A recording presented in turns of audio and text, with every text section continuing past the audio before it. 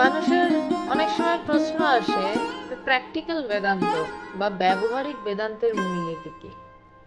বেদান্তের আসল অনুভব যদি বলেন, তাহলে তো নিজেকে জানা, নিজেকে বোধ করা, অনুভব করা যে আমি সেই ব্রহ্ম বা আমি সেই ভগবান।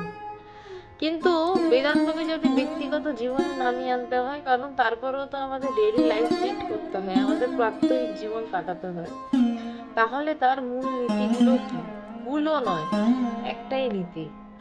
দিনের শেষে আমি আমার নিজের কাছে দাঁড়িয়ে বলতে পারছি তো যে আমি ঠিকটা করেছি, আমি আমার কাছে সৎ। অন্য কে আর কাছে কে কি বললো, কে কি না বললো, আমি কি তার কাছে করেছি, সমাজ কি বললো, কিচ্ছু ম্যাটার করে না। বেদান্তের মূল প্র্যাকটিক্যাল নীতি হচ্ছে আমি আমার কাছে খাঁটি তো, আমি আমার কাছে সত্য। উত্তর যদি হয় হ্যাঁ, তাহলে আপনি প্র্যাকটিক্যাল বেদান্তের সফল একজন মানুষ।